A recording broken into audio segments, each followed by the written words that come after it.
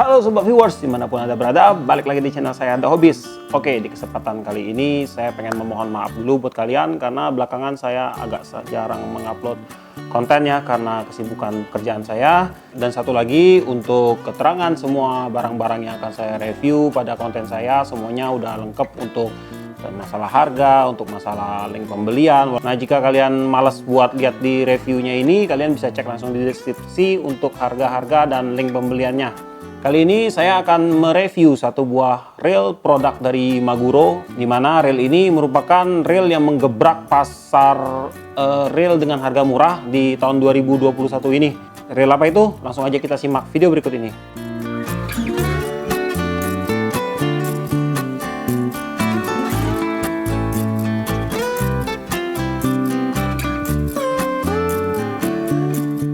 IDX 1.0 merupakan reel keluaran terbaru dari brand Maguro. Desain yang disajikan reel ini tidak kalah menarik jika dibandingkan dengan para pesaing di kelasnya. Mengusung warna hitam glossy dengan balutan warna emas, membuat reel Maguro seri IDX 1.0 ini terkesan luxury. 9+1 ball bearing sudah disematkan di dalam reel ini. Gear rasio 5,5 berbanding 1 menjadikan reel ini bisa digunakan untuk berbagai teknik memancing. Knob handle dengan tipe round membuat genggaman pada knob makin maksimal. Body reel yang lebih besar memberi kekuatan yang lebih maksimal pada body reel. Spool dengan tipe V-spool sudah terpasang pada reel ini yang akan membuat jarak lemparan yang lebih jauh. Oke kawan-kawan, jadi sekarang saya sudah memegang reel keluaran dari Maguro dengan seri IDX 1.0. Nah, dari pembelian reel ini sendiri kita cuma mendapatkan satu buah reel dan satu buah kotak unik ya. Jadi reel ini dikemas dalam satu buah kotak plastik hardcase ini. Ini cukup menarik ya untuk kemasannya, karena misalnya kita sering beli barang-barang online dengan kemasan plastik kayak gini, otomatis lebih aman lah dalam proses pengirimannya ya, nggak mudah penyok. Nah, jadi reel ini keluarannya itu tahun 2021. Untuk Maguro sendiri, dia di tahun 2021 mereka mengeluarkan produk-produk murah itu ada 3 seri reel ya. Tapi setiap seri reelnya itu mempunyai 2 varian, dan setiap variannya itu dia mempunyai nama yang berbeda. Untuk seri-serinya sendiri dia ada di Blazer dan Ruger, terus ada di Rebel dan Guzzi, dan juga ada di SRV dan IDX. Dan untuk perbedaan variannya itu kurang lebih ada di perbedaan warna dan juga tipe spool ya, tipe kedalaman spoolnya ini. Dan sekarang yang saya ingin review adalah Maguro dengan seri IDX 1.0. Ini merupakan versi yang tertinggi dari 3 versi tadi yang dikeluarin oleh Maguro. Nah, untuk size dari semua seri yang dikeluarin Maguro ini cuma ada 3 ukuran, yaitu ukuran 2000, 2500, dan 3000. Reel Maguro ini dia mengeluarkan beberapa buah fitur yang enggak dimiliki oleh reel-reel lain yang kelas harganya sama seperti reel ini. Nah, fitur pertama yang dimiliki oleh reel ini adalah fitur max gear-nya. Nah, ini benar-benar digembor-gemborkan oleh pihak Maguro dengan tipe drive gear max gear. Mereka memiliki ukuran drive gear main gear-nya ya pada reel ini dengan ukuran yang lebih besar dibandingkan dengan main gear pada ukuran reel-reel biasa. Otomatis ini berimbas pada kekuatan dari drive gear-nya sendiri dan juga pada putaran reelnya ini. Jadi putaran reelnya ini akan jauh lebih smooth dibandingkan reel dengan ukuran-ukuran drive gear yang standar. Kemudian fitur lainnya yang saya temukan di sini yang berbeda, yaitu ada pada bagian power handle dari reel ini sendiri. Jadi untuk pada handle-nya ini, untuk drat ceweknya ada pada bagian handle, dan sedangkan untuk drat cowoknya ada pada bagian drive gear. Nah, di sini dia memiliki keuntungan lebih. Jadi, pada waktu kita mengunci handle, setelah terkunci, dia akan langsung mentok, tidak bisa diputar lagi. Dan sedangkan pada sistem screw-in handle yang biasa diadopsi oleh reel-reel lain, itu pada waktu dia mengunci, kita tetap bisa memutarnya sedikit. Dan jika kita kelebihan memutar kuncian pada handle-nya ini, salah satu bisa membuat drat bautnya itu menjadi jebol, dan malah nantinya menimbulkan asumsi bahwa gear setnya nggak kuat, ulir murnya itu nggak kuat, dan bla bla bla bla lah. Padahal sebenarnya hal dasar yang menjadi faktor rusaknya drat pada handle rail kita itu sebenarnya human error ya, bukan karena kesalahan dari railnya sendiri. Nah, dengan sistem ini itu lebih menutup kemungkinan untuk terjadinya loss pada bagian drat power handle-nya ini. Nah, kemudian fitur lainnya yaitu pada rail ini untuk one way-nya dia tidak menggunakan switch lagi ya. Di bagian bodi rail ini menggunakan bahan dari grafit dan ukuran gearbox-nya sendiri pada bodi rail ini terbilang cukup besar ya. Mungkin ini karena drive gear-nya tadi yang dibilang max gear ukuran besar sehingga membuat bodinya ini jadi lebih besar. Otomatis di sini kekuatan bodinya sendiri juga tentunya akan lebih bertambah karena ukuran bodinya yang agak tebel gini ya. Nah, untuk bahan grafitnya pada bodi di sini biasanya untuk pada bahan-bahan real murah itu bahan grafitnya itu mudah goyang-goyang waktu kita putar-putar gini ya. Tapi di sini saya lihat untuk Maguro ini dia sepertinya lumayan keras. Nggak seperti bodi-bodi grafit pada rail dengan harga seperti ini. Nah, kemudian untuk rotornya dia juga berbahan dari grafit, tapi untuk bagian rotornya ini dia agak sedikit lemah ya, lentur. Jadi saya pencet gini aja dia udah gerak-gerak untuk rotornya ini. Untuk otomatis dari rail ini sendiri normal, nggak terlalu lembut dan nggak terlalu keras ya, biasa-biasa aja lah menurut saya. Gear ratio dari rail Maguro IDX 1.0 ini 5,5.1. Sekarang kita akan cek apakah benar rail ini punya gear rasio 5,5.1. Oke, langsung akan kita cek.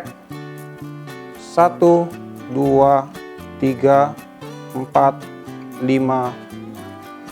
Yap, ternyata benar ya untuk gear rasio dari rail ini sendiri benar 5,5.1. Tadi udah kita cek. Pada bagian sistem drag, rail ini dilengkapi oleh 3 buah drag washer berbahan felt dan 3 buah key washer. Untuk suara drag clicker sendiri dari rail ini termasuk nyaring ya, nyaring dan ada garingnya itu. Nah, jika rail ini saya kasih nilai untuk suara drag clickernya ini dari 1 sampai 10 itu saya bisa kasih nilai 8 lah untuk suara dari drag clicker dari rail ini. Nah, untuk capacity dari rail ini sendiri saya bacain di sini. Untuk kapasitinya dengan PE 1,5 dia masuk 280 meter, PE 2,5 200 meter dan PE 3,5 itu masuk 140 meter. Sekarang kita akan uji coba langsung untuk merispool PE di rail ini.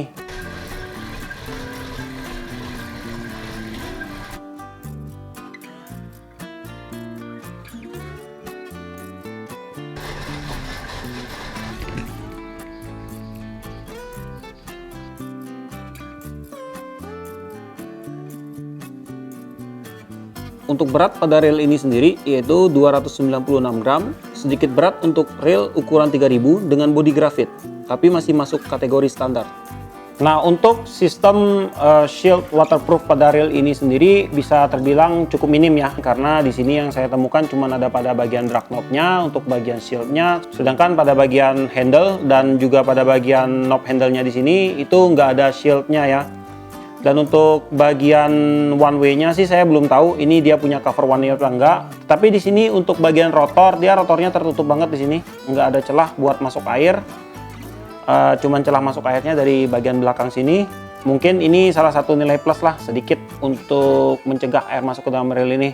Tapi nanti kita akan cek lagi di waktu kita bikin sesi pembongkaran dari rail ini ya. Line roller pada rail ini udah menggunakan 2 buah bearing, mengurangi potensi kemungkinan twist pada mainline yang kita gunakan, terutama mainline dengan tipe PE. Oke, sekarang saya akan coba membahas apa-apa aja kelebihan dan kekurangan dari rail ini ya. Secara saya pegang gini aja, belum dites, belum dibongkar. Oke, yang pertama yang saya temukan kelebihan dari rail ini yaitu pertama suara drag sound-nya ini lumayan kencang menurut saya. Nah, kemudian juga pada bagian putaran di handle ini terasa lebih ringan ya, memang lebih ringan ini.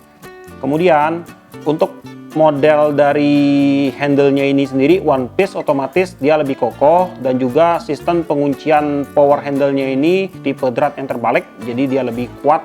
Kemudian juga pada bagian bodi, di sini bodinya grafit, tapi waktu saya pelenyek kayak gini dia nggak mudah goyang-goyang, jadi bisa terbilang bodi grafit pada rail Maguro ini lebih kuat.